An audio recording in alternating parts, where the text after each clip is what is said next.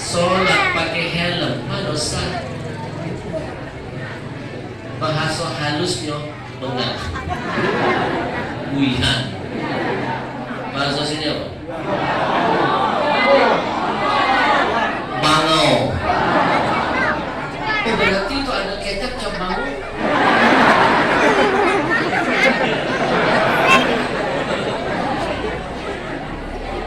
Agama yang menyuruh, sampaikanlah. Pesan agama yang menyuruh, sampaikanlah. Dakwah itu menurut bahasa kaumnya menyelah.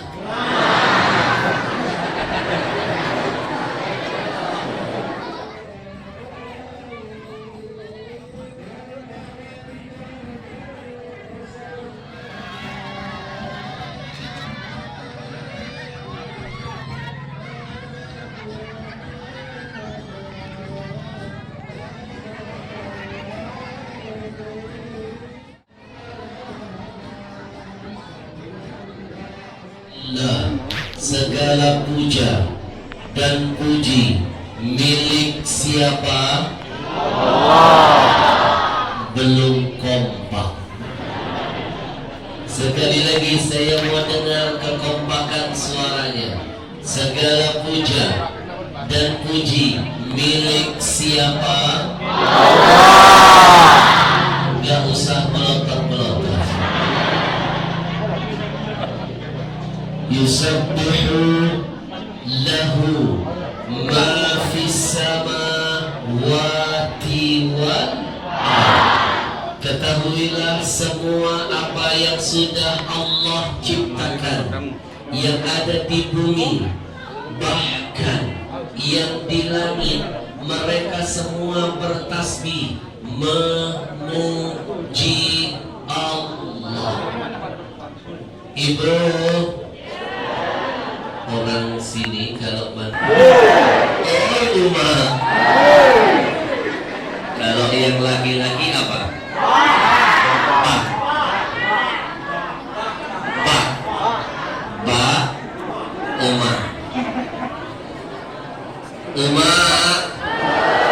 Semua yang di langit, bahkan yang di bumi, anak-anakku, semuanya makhluk Allah bertasbih kepadanya. Anak-anak, kalau kalian mendengar ada suara burung berkicau, sebenarnya burung itu sedang bertasbih memuji Allah. Bapak-bapak, kalau mendengar ada suara angin berhembus, sebenarnya angin pun sedang bertasbih memuji Allah. Ibu-ibu, kalau melihat di luar sana ada pohon daunnya bergerak, sebenarnya pohon itu pun daun-daunnya sedang bertasbih memuji Allah.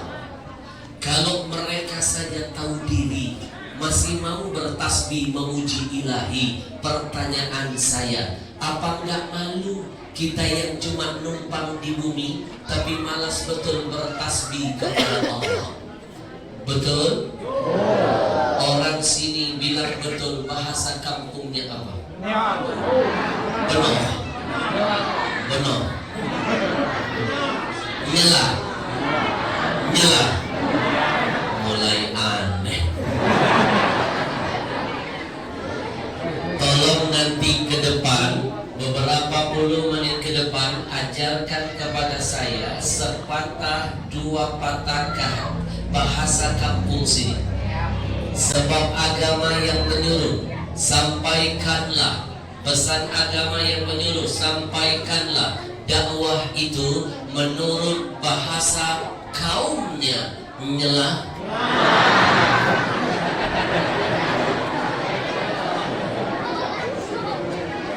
Kalau kemarin saya tabligh akbar di Kalimantan Selatan, saya belajar bahasa sana. Hari ini saya ada di tengah-tengah orang Ampak Lawang, saya belajar bahasa sini. Kenapa ada pesan agama seperti ini? Biar saya malam ini tidak merasa jadi tamu, tapi izinkan saya merasa seperti sedang berada di kampung kelahiran saya sendiri. Menyelah. Kenapa ada pesan agama? Sampaikanlah dakwah itu menurut bahasa kaumnya, biar saya malam ini tidak merasa Pak Camat jadi orang asing. Tapi izinkan malam ini Pak Kades, saya merasa seperti sedang melihat, memandang, menatap semua wajah-wajah saudara saya semuanya. Iyalah. Semua makhluk Allah yang ada di bumi, bahkan yang di langit, semuanya bertasbih memuji Allah. Saya memang lahir di Palembang. Ayah saya tinggal di Ulu, ibu saya tinggal di Ilir. Jadi lahirlah saya, makanya Ulu Ilir. Akhirnya pergi ke mana-mana, perpaduan dua bibit yang sempurna. 2005 saya dikontrak ke Jakarta. Setelah terpilih, duet bareng dengan Ustadz Jeffrey Al-Bukhari, siaran langsung di kantor Gubernur Sumatera Selatan, acara SCTV. Gara-gara masuk TV itu diculik ke Jakarta, gak dibalik lagi. Jadilah saya orang Jakarta, KTP DKI Jakarta, Jakarta Timur. Gubernur saya Anies Baswedan. Tapi jangan risau, walaupun badan di Jakarta, tubuh tercancang di sana, hati tetap terdedeh di Palembang. Hati tetap wong kita gana. Saya bangga jadi bagian dari Sumatera Selatan.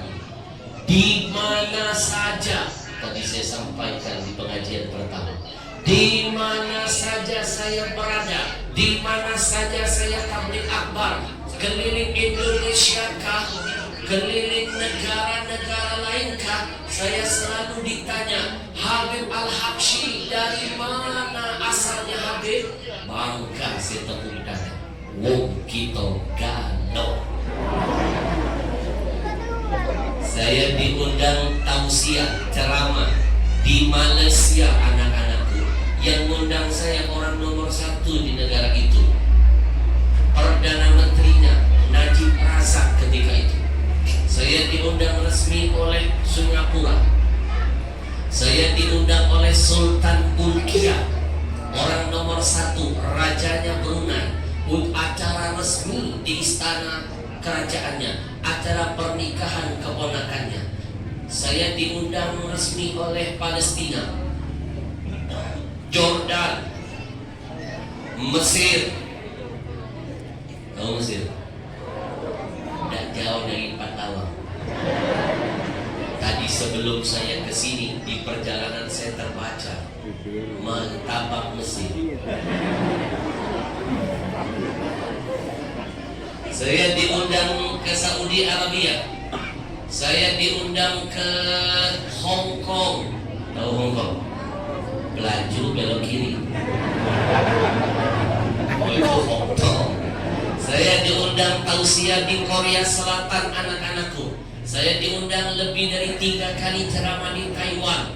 Setiap kali saya diundang kemana saja, mereka selalu penasaran, pengen tahu saya dari mana. Habib dari mana aslinya? Bangga saya menyebutkan tanah kelahiran saya, wong Kito Galo, Palembang kota kelahiran saya.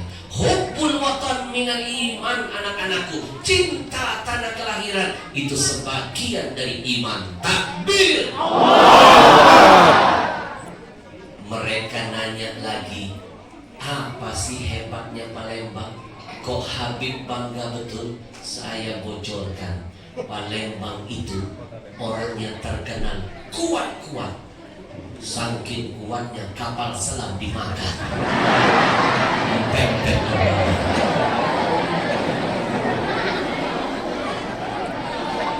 Ya. Orang Palembang itu terkenal rajin-rajin semuanya. Bapak Ibu, mohon maaf.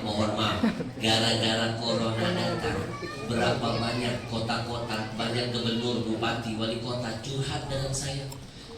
Ngasih tahu, ya Allah Habib, gara-gara corona ini kas daerah kami menipis, kemiskinan bertambah, yang nganggur makin banyak. Gubernurnya curhat, wali kotanya curhat, bupatinya.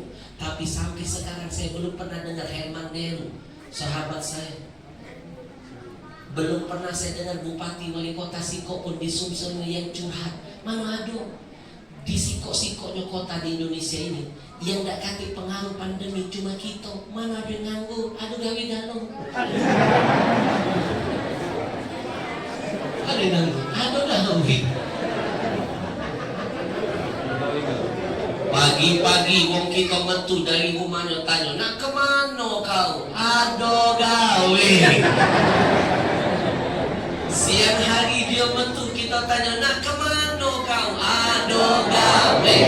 Anggotlah tengah dalu dia metu kita tanya, nak kemana? Aduh gawe. Mana ada yang nganggur? Cuma tak tahu apa dia niat yang digawekan.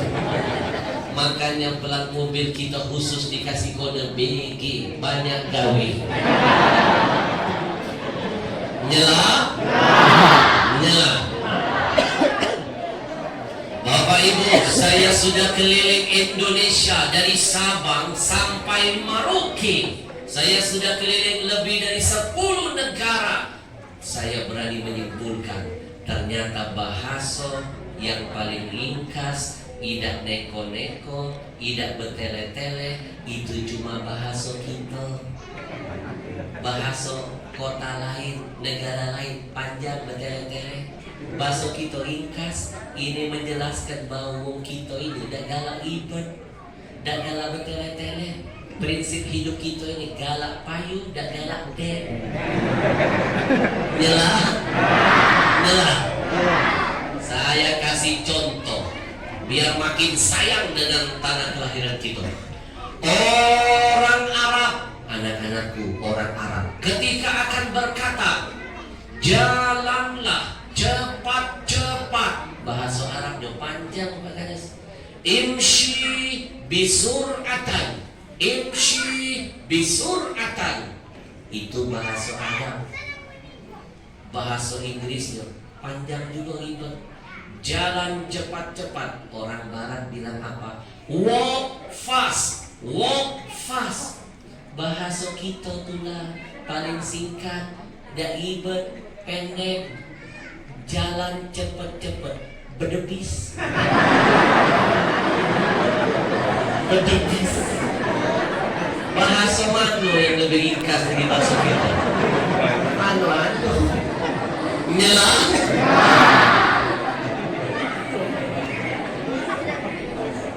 Beratus-ratus kali saya bercerita tentang ini, saya yang ngomong lagi ketawa deh. Yang kedua, orang Arab anak-anakku tercinta, ketika mereka akan berkata, saya kaget. Bahasa Arabnya panjang, ribet. Ana ata'ajjab. Orang Barat ketika akan berkata, saya kaget, bahasa Inggrisnya, I feel surprised. Panjangan ego. Bahasa kita nila paling ringkas, gak bertele-tele. Saya kaget, berdesau.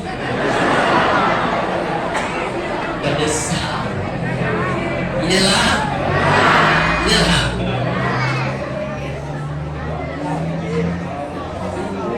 Orang Arab ketika akan berkata, saya akan pukul kamu, bahasa Arabnya panjang. Ana sa'adribuka. Kepanjangan, wong enak kita pukul, lari. Orang Barat ketika berkata, saya akan pukul kamu, bahasa Inggrisnya ribet. I will hit you. Bahasa kita itu paling ringkas, singkat, padat. Saya akan pukul kamu. Berdempar, berdebis, berdesal, berdempar, nyala, takbir. Cintailah tanah kelahiranmu, wahai anak-anakku, karena mencintai tanah kelahiranmu akan menyempurnakan imanmu. Insya Allah. Sallallahu ala Muhammad, sallallahu alaihi wasallam, sallallahu ala Muhammad, sallallahu alaihi wasallam. Bapak Ibu yang dimuliakan Allah,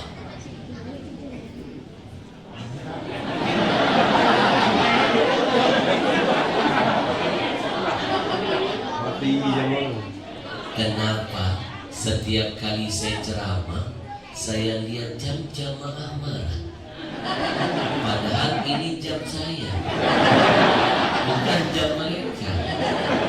Mohon maaf Pak Kades yang saya banggakan. Apakah di desa ini penceramah sudah tidak boleh lagi nyimak jam tangan? Boleh kan? Boleh.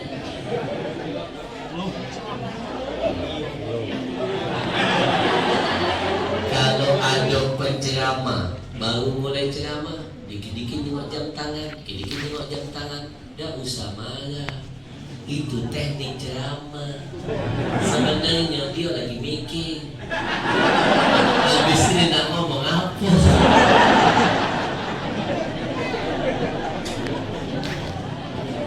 Bapak Ibu yang dimuliakan Allah, biarkan orang-orang menganggap kita gila, asalkan gila kita malam ini karena ingat Allah, daripada kita gila ingat urusan yang gak katik manfaatnya. Nyala, nyala. Sekali lagi saya mendengar semangatnya. Kalau malam ini saya ajak kita bertasbih sama-sama, mau? Pecah tepat so.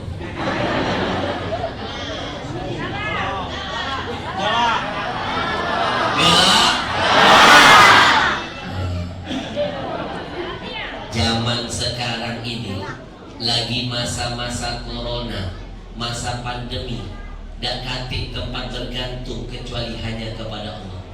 Maafkanlah, ngarep ke vaksin masih itu gitu. Ada yang hari ini divaksin, besok aju. Ada. Namanya buatkan manusia pasti ada salahnya. Vaksin itu cuma ikhtiar, bukan harapan. Ikhtiar, bentuk usaha, hasil akhir tetap di tangan Allah. Ngarep dengan manusia, siapa be manusianya siap-siap kecewa. Tapi yang tidak akan pernah mengecewakan kita hanya ketika kita berharap kepada Allah yang Maha Kuasa. Nyala. Ini jujur baik, jujur baik. Gara-gara corona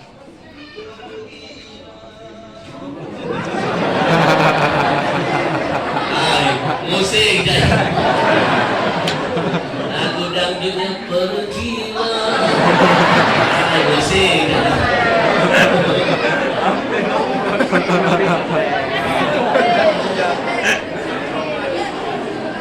baru kali ini saya ceramah, belum selesai lagi musik. Ini pengusiran secara halus, merdu pakai irama dangdut, nusuk hati. Pergilah. Tapi jangan tersinggung. Kita husnudon. Mungkin soal itu maksudnya itu pergilah kau corona. Aku. Kalau ketinggalan itu. Lagi bunyikin gua, bayarlah. Kita tersinggung yang banyak.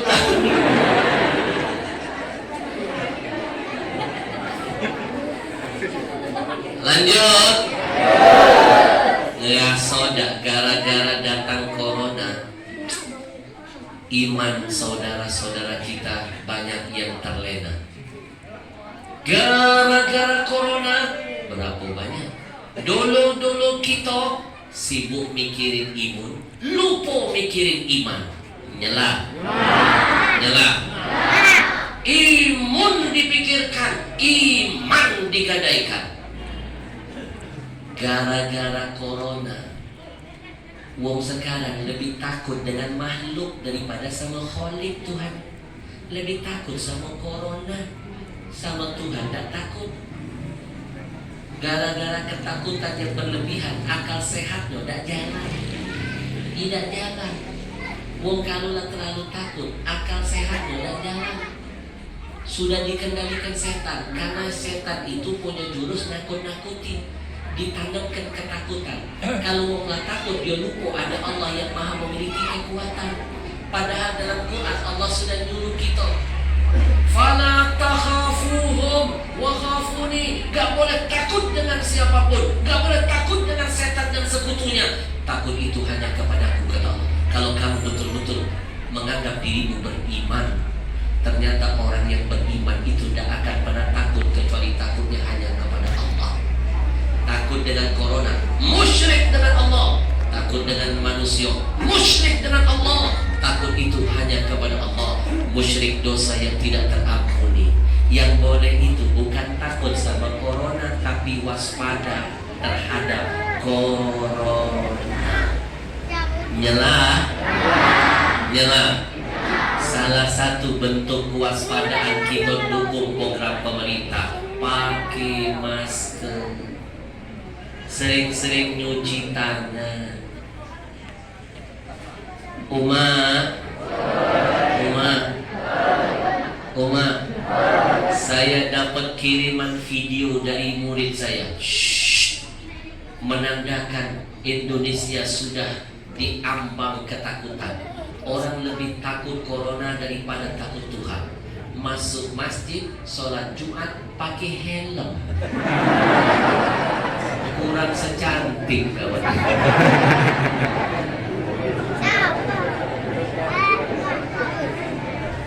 Sholat pakai helm, dosa. Bahasa halusnya bengak. Buihan. Bahasa sini apa? Bangau. Oh, berarti itu ada kecap cap bangau.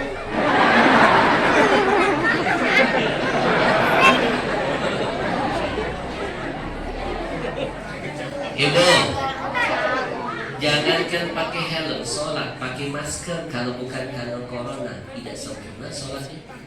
Sujud tidak sempurna. Saya kalau masuk masjid, saya yakin tempat sujud saya bersih, yakin hati saya lepaskan sebentar. Daripada gara-gara masker, hubungan saya dengan Allah tidak sempurna. Kecuali ngadep wong, baru pakai masker. Nyela. Saya dapat kiriman video itu nih, ya Allah pakai helm. Kiriman video kedua. Saya lihat, gara-gara corona, iman dilupakan, imun sibuk dipikirkan. Lebih takut dengan corona, tapi tidak takut dengan Allah. Kemana-mana dihantui ketakutan, ngantongi hand sanitizer, dikit-dikit nyemprot. Keluar dari mobil, nampak pintu mobil, semprot dulu, baru berani. Nyampe depan rumah, nak ngetok pintu rumah, takut corona, disemprot dulu, baru nyentuh. Yang buka pintu bininya, semprot deh bininya.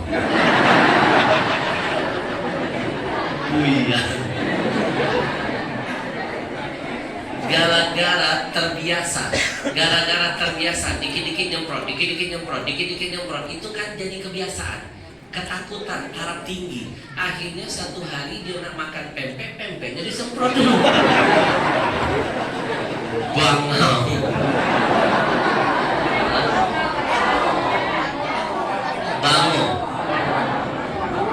Bango. Tadi saya ngomong apa? Bangau. Yang benar? Yang ceramah siapa? Oh, dia ngatur gitu. Lawan biji-biji sih. Baru kali ini Habib diatur. Sudah dengar kebela. Masalah kecil tak usah dibesar-besar. Habib dilawan.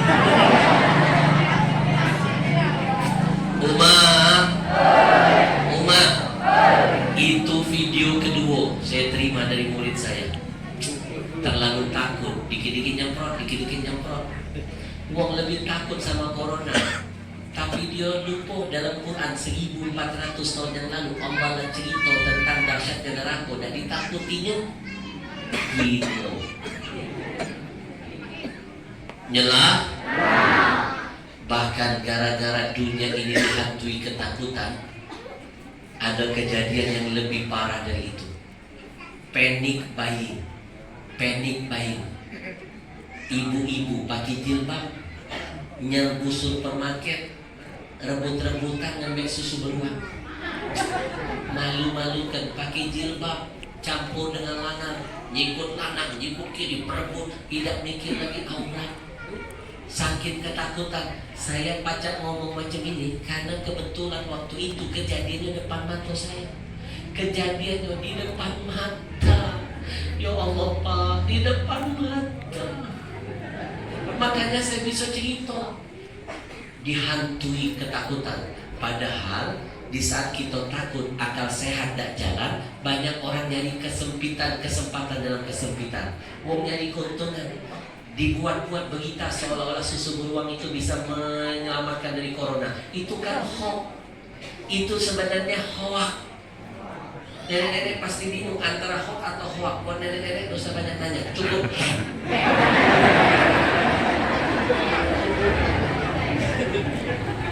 Umat, panic buying, rebutan, gara-gara ada yang gak bertanggung jawab mainkan isu, disebar hoax. Dapatkan susu beruang di mana saja, kapan saja kamu melihatnya, rampas, dapatkan, cari, Uber, kejar. Akhirnya susu beruang diserbu ibu-ibu, diserbu bapak-bapak, belagu-lagu dan merebut semua. Akhirnya susu beruang hilang dari peredaran di Jakarta. Tak boleh beli siko, cuma boleh beli siko. Beli dua, tak boleh. Sempat hilang dari peredaran. Susu beruang yang harganya segini cuma berlaku ribu di Jakarta sekali ini jadi 7 juta.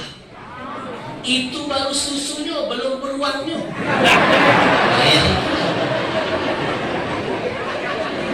Nyala.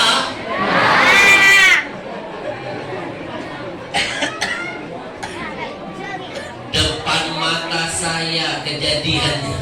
Depan mata saya, makanya saya bisa cerita begini. Depan mata, rebutan. Ibu-ibu merampas susu beruang, bapak-bapak lebih panas dia rampas susu beruang.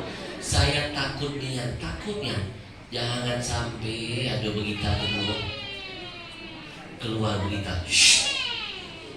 Dapatkan, kejar, cari, rampas, ubah di mana saja kalian melihat susu ASI.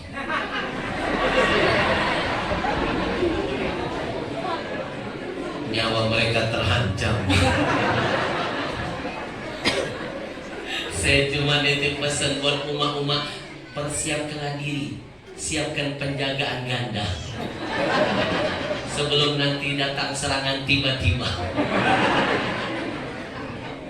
Panic buying, wong kayak kesetanan Pak, ngerebut susu beruang, macam kesetanan, macam dak kati iman. Ini kejadian depan mata saya Pak Camat, depan mata saya Pak Kades. Makanya saya bisa cerita depan mata ibu-ibu belagu nak ngerebut ini susu beruang. Depan mata. Sekali lagi kejadiannya depan mata anak-anakku. Waktu itu saya lagi buka TV.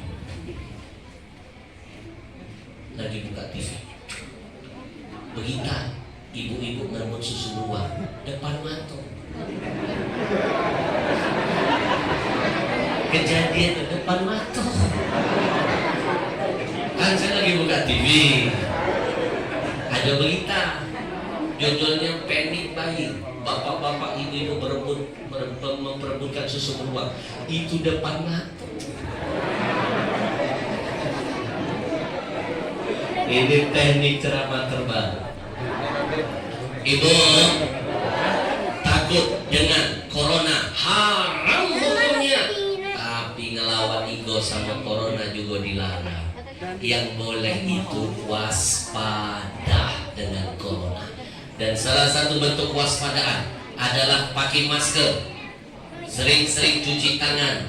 Bapak Ibu, anak-anakku tercinta, manfaat anjuran nyuci tangan bukan dari pemerintah. Anjuran cuci tangan bukan dari WHO.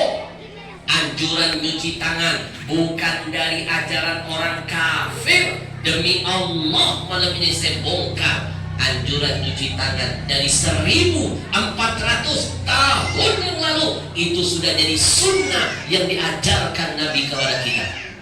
Zaman Nabi belum ada laboratorium, anak-anakku. Nabi kita bukan profesor, tapi banyak nian hadis yang keluar dari mulut Nabi ribuan tahun yang lalu terbukti di zaman sekarang. Nabi lah ngajar ke kita. Apa kata Nabi? Barang siapa yang bangun tidur, waktu bangun tidur, Nabi tak nyuruh kita nyuci rai. Ida. Orang sini bilang ida apa? Nedo. Nedo. Ini planet apa sih? Nedo. Ketika kita bangun tidur, pertama kali mata terbuka, apakah Nabi nyuruh kita cuci muka? Jawabannya nedo. Ketika kita bangun tidur, pertama melihat dunia, apakah Nabi nyuruh kita cuci kepala? Jawabannya nedo. Ketika bangun tidur, pertama kali yang dicuci, apakah Nabi nyuruh kita cuci kaki? Jawabannya nedo. Lalu apa yang pertama kali Nabi ajarkan kepada kita? Bangun tidur, cucilah dulu kedua tanganmu. Bangun tidur, Nabi tidak nyuruh apa-apa dulu kecuali tangan dulu, dua-duanya. Tangan dulu. Jadi ini anjuran cuci tangan bukan dari WHO, bukan dari wong kafir, dari Islam. Takbir. Ngapo bangun tidur Nabi suruh kita cuci tangan dulu? Ngapo? Nabi kasih alasannya, dengarkan baik-baik alasannya. Cerdas Nabi kita. Apa kata Nabi? Fa innahu la yadri aina batat iyadahu. Karena ketika dia tidur, dia tidak sadar, dia tidak tahu kemana setua ini merayap.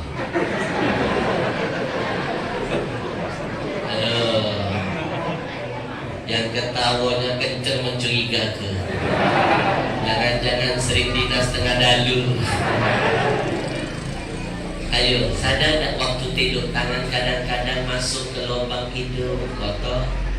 Waktu tidur tangan masuk lubang kuping kotor.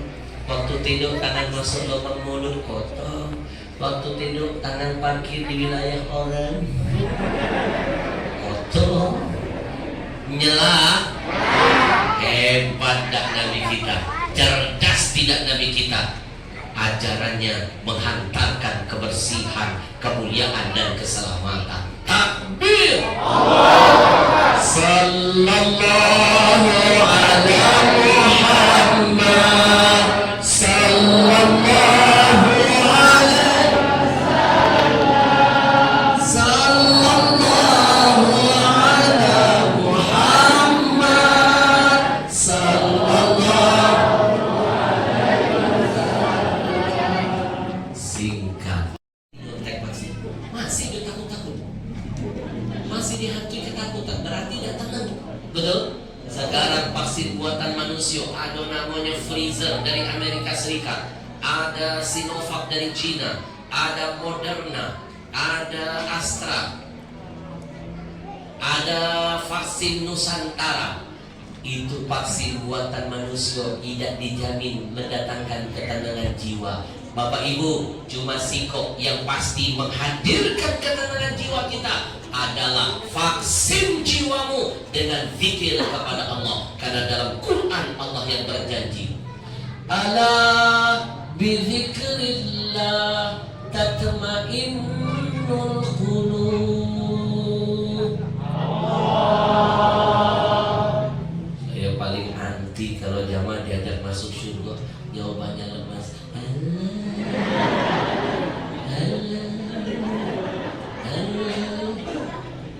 Please deh.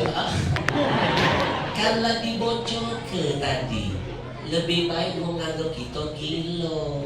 Asalkan gilo kita karena ingat Allah. Jangan anggap remeh. Dalam salah satu hadis itu kiamat dan akan jadi Allah turunkan selama masih banyak orang yang menyebut kalimat Allah, Allah, Allah, Allah. Dalam hadis sahih itu kiamat dan jadi Allah turunkan selama masih banyak yang berzikir menyebut Allah. Jadi jangan dianggap remeh. Malam ini tunjukkan kepada ahli maksiat kita lebih semangat menyebut kalimat Allah. Saya ulangi ayatnya ya. Kalau tangan saya berdiri, please teriaklah Allah yang kencang. Allah. Siap? Siap. Saya ulangi. Awas dong.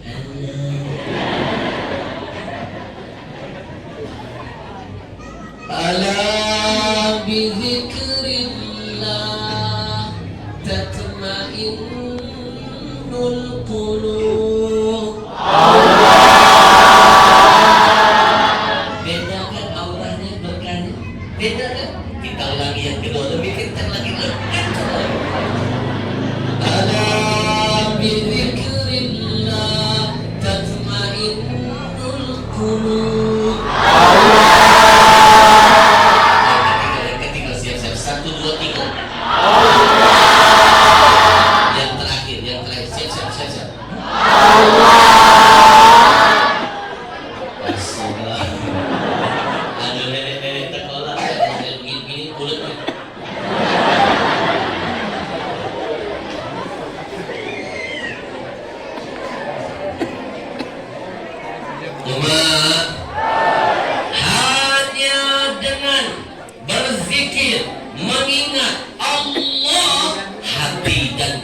Dijamin Allah tenang dalam ketenangan. Jadi kalau nak tenang itu zikir, coba kan. Wong kalau zikir dengan yang tak suka zikir seperti wong yang hidup dengan yang mati. Wong kalau sering zikir tenang. Nak corona, nak kiamat sekalipun bagi dia yang lain kecil, yang besar itu cuma Allah. Betul? Lagi sakit tenang. Apapulah Allah lebih banyak ngasih aku sehat kok daripada mau sakit. Kecil, semuanya kecil. Yang besar itu di hatinya cuma Allah. Dipecat dari kantor, ada apa-apa. Memang dia baik, pacatnya juga rezeki. Rezeki itu di tangan Allah. Kecil, dapat beban tangan. Belum dapat keturunan, ada apa-apa. Aku baru 5 tahun kawin nikah punya anak, tetangga kita 25 tahun. Dapat mana? Tenang, kecil. Segala sesuatu kalau kita menemukan ketenangan, semuanya kecil. Yang besar itu cuma Allah, dan itu hanya bisa lewat zikir. Bukti tak? Mau kalau tak senang zikir, sakit sedikit,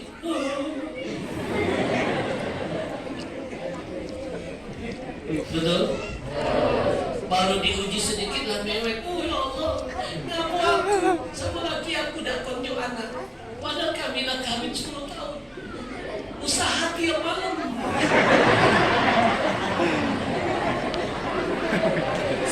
tahun ya Allah.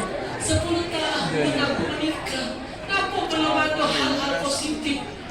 Di setiap hari periksa negatif dan negatif. Kapan positifnya ya Allah? Padahal 10 tahun nikah. Tetanggaku udah nikah positif.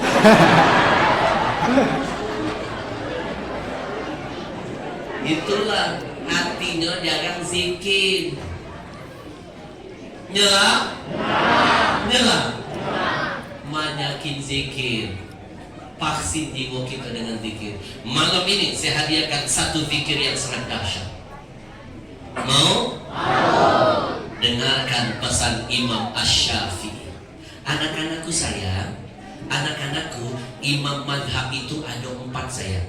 Hafal ke? Yang pertama Imam Hanafi, yang kedua Imam Maliki, yang ketiga Imam Syafi'i, yang keempat Imam Hambali, Imam Samudra tidak termasuk.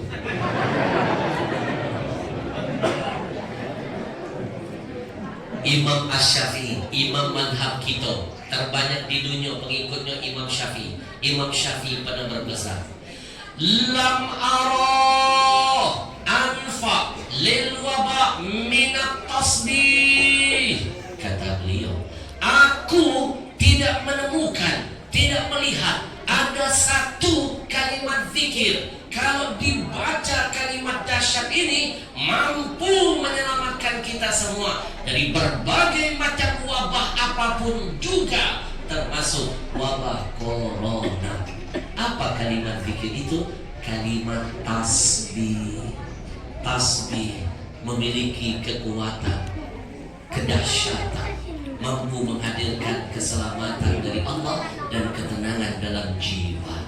Ibu, sekali lagi saya mau dengar suaranya yang kompak. Kalau malam ini saya ajak menggetarkan masjid ini, kita getarkan kampung ini, kita jadikan wasilah kalimat ini menjadi pelindung dari Allah, biar warga di sini jauh dari corona dan wabah apapun. Siap? Kita bertasbih kepada Allah. Subhanallah walhamdulillah wala ilaha illallah wallahu akbar wala haula wala quwwata illa billahil aliyyil. Lebih keras, lebih kompak semuanya. Subhanallah walhamdulillah wala ilaha illallah wallahu akbar wala haula wala quwwata illa billahil aliyyil azim.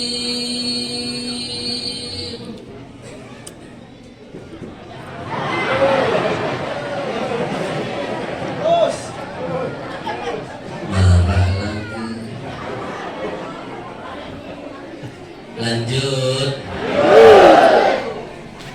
Sudah 1 jam berlalu tanpa terasa. Masih mau lanjut? Jawaban orang-orang beriman semuanya. Orang beriman kalau duduk di majelis ilmu, makin lama makin senang, makin lama makin panjang nambah. Seperti apa? Ikan dalam air menemukan kehidupan habitatnya. Anak-anak ikan bahasa Arabnya sama, bahasa Inggrisnya fish, bahasa Jepang hafal ke? Iwak.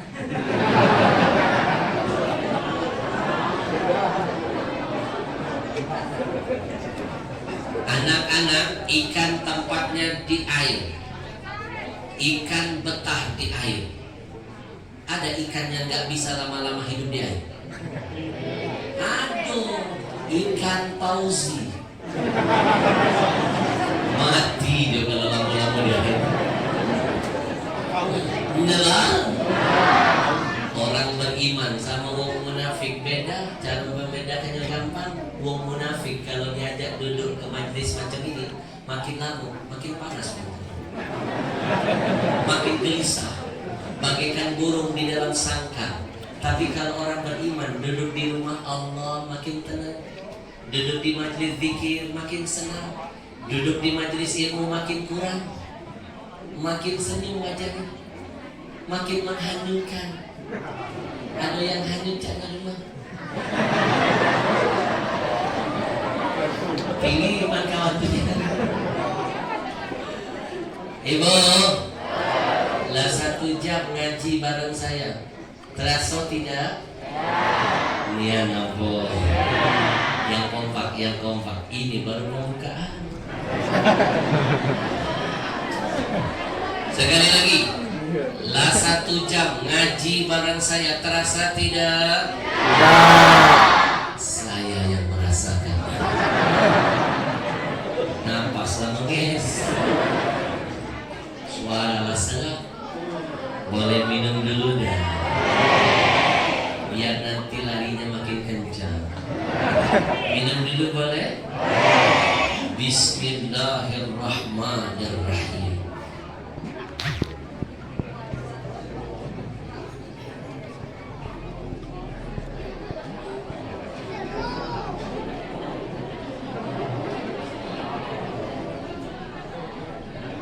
Nengok jam salah. Minum salah. Aku dia yang gendak dia ni. Salah kan tu? Barulah nak minum. Ada suara-suara makhluk syirik. Bisik-bisik tetangga. Ada yang ngomong haus. Kedengaran. Delek-delek macam ini kuping saya di sini lebih kencang dari Telkomsel. Bukan haus. Ini ceritanya. Malam ini tabligh akbar saya titik yang ke-19.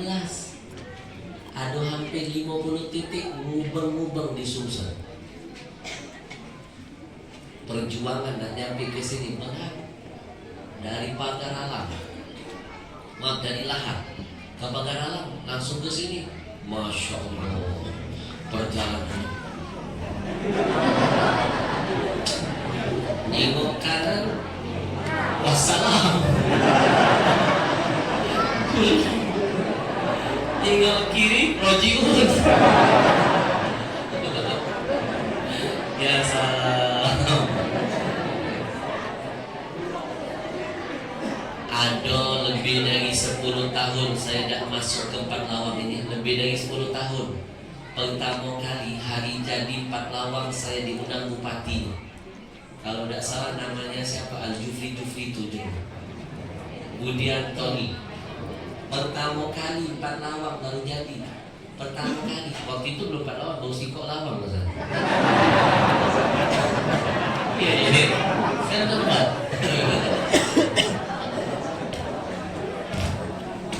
Saya diundang tabligh akbar oleh bupatinya. Saya tinggal di rumah dinasnya yang di atas tebing. Saya dikasih buah kebanggaan Empat Lawang. Habib Al-Habsyi, perkenalkan ini hasil bumi kami Empat Lawang. Aku durian. Begitu saya coba, Masya Allah, duriannya enak. Saya teringat terus durian yang paling lemah, Masya Allah. Mimpi saya kapan dapat durian tadi.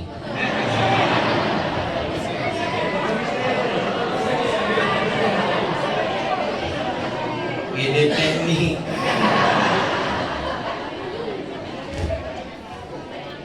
Mimpi kan boleh, kan berharap itu kan tidak salah. Saya tuh teringat bagaimana durian dulu. Siapa tahu kawan sebelah ini masuk Pak Eko. Ternyata belum saya minta, tadi saya dijamu Pak Kades di rumahnya. Habib tenang, Habib mau makan durian, nanti musim durian saya kirim durian. Habib butuh berapa? Saya bilang saya ini penggila durian. Saya kirim 1 truk Habib. 1 truk nggak dikirim. Bayar tapi Habib. Nggak apa-apa, asal diskon. Udah kontrak saya dengan Pak Kades. Akhirnya musim kirim 1 truk. Saya mau bagi-bagikan se-Palembang. Saya kumpulkan nanti ulama-ulama Palembang, bikin gelar lesehan durian, sedekah durian. Doakan insyaallah. Jangan main-main. Jangan main-main anak-anakku, dengarkan. Ada seorang pelacur wanita bejat, wanita jahat, banyak maksiat, wanita malam. Itu gara-gara nunjuk seteguk air sama anjing, Allah hapus ke dosa dia, dimasukkan ke surga. Itu gara-gara nunjuk air, itu cuma seteguk. Nunjuk air kepada siapa? Anjing, binatang yang di mata kita hina. Aku lagi Pak Kades nunjuk seteguk. Pikir lah. Masuk pekor.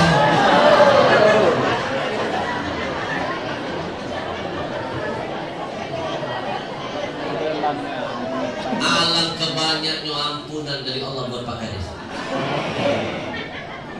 Apalagi tadi Pak Kades bilang, Habib suka kopi. Suka?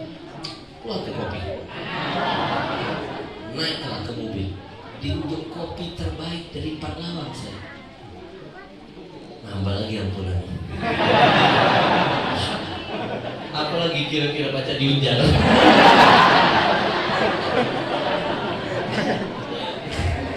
Kita doakan Pak Kades mudah-mudahan selalu dalam keberkahan. Amin. Dijaga keluarganya. Amin. Lahir anak yang soleh dan soleha. Amin. Insya Allah menjadi berkah buat kampung ini. Amin. Ya Rabbal Alamin. Subhanallah walhamdulillah.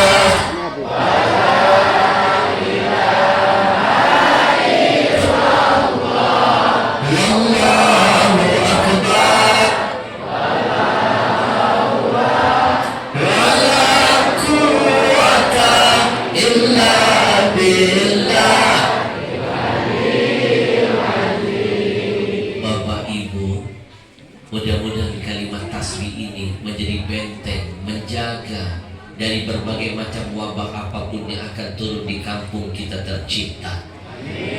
Mohon maaf Pak Camat, Pak Kades, Bapak Ibu semuanya, gara-gara corona semua jadi merana.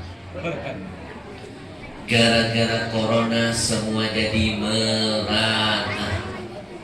Bersyukurlah Bapak Ibu yang tinggal di 4 lawang ini, bersyukurlah masih pacak ngumpul macam ini di masjid. Kami di Jakarta masjid ditutup. Bapak Ibu bersyukur tinggal di kampung ini, Ramadan masih pacak tarawihan, Idul Fitri pacak berjamaah di lapangan.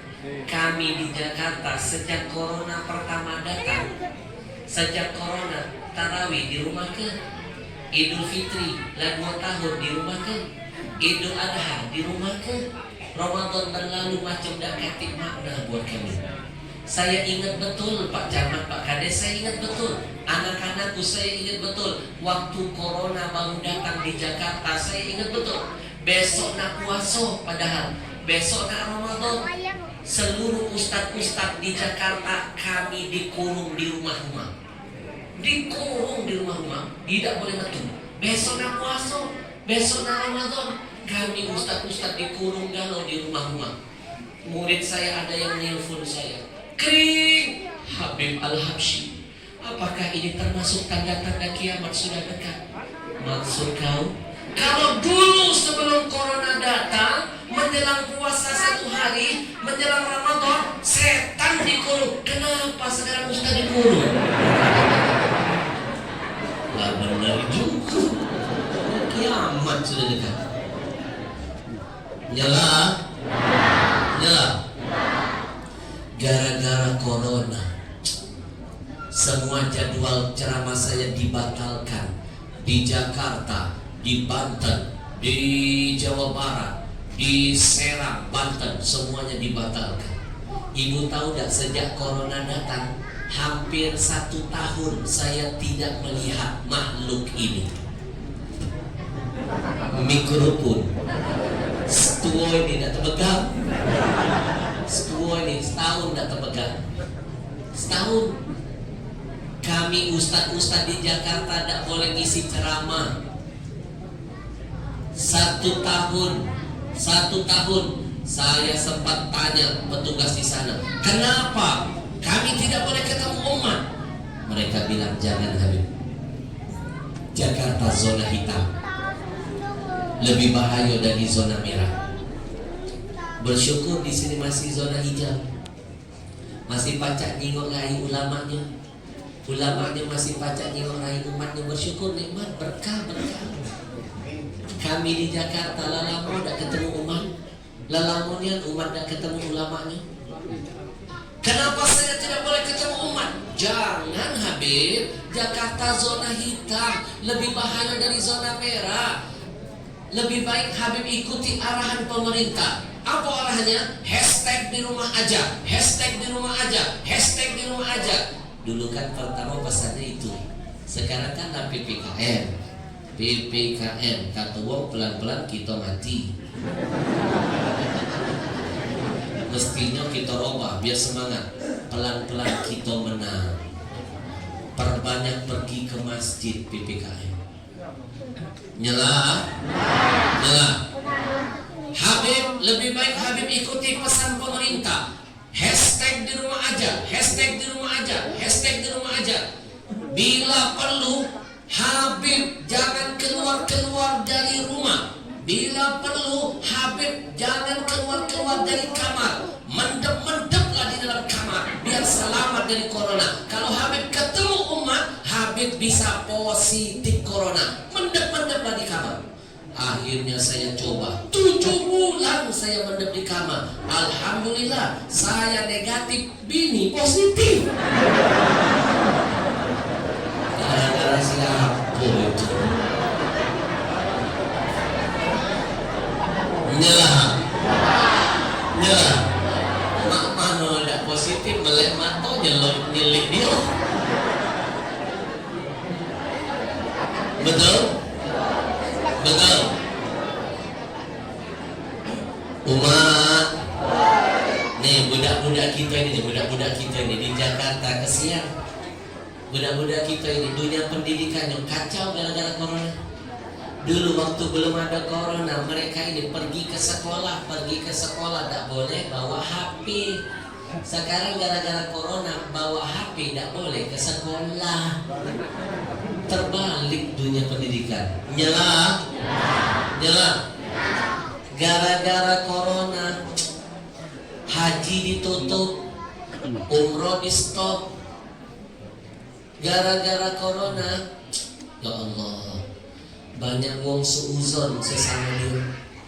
Nyingok kawan sebelah bengek dikit, kau ni corona. Nah dosa. Nengok tetangga di depan jalannya lemas-lemas, no, kinting-kinting dari belakang dia ngomong ke, cak dia laju kau ni. Bau-baunya dari kena ni. Nah dosa, susah. Bahkan di Jakarta ada kejadian anak-anakku, seorang kakek turun dari angkot, baru melangkah sedikit, pingsan.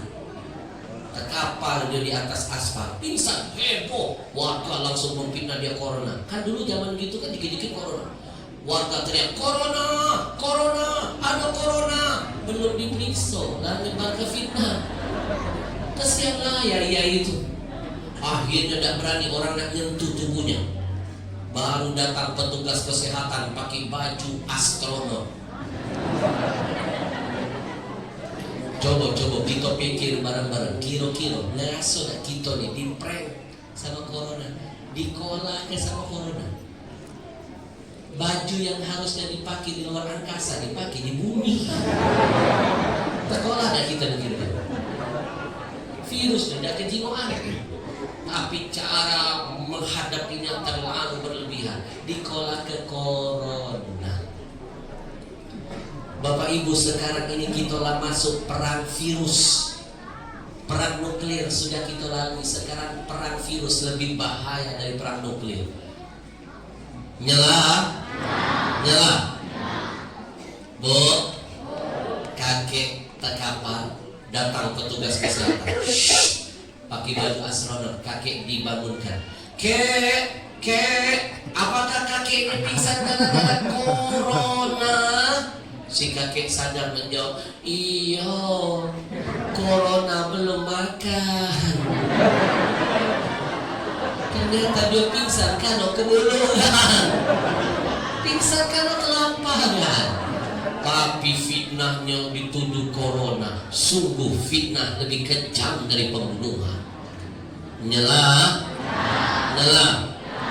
Maka sekali lagi tidak ada tempat kita berlindung kecuali hanya kepada siapa? Allah. Kepada siapa? Allah.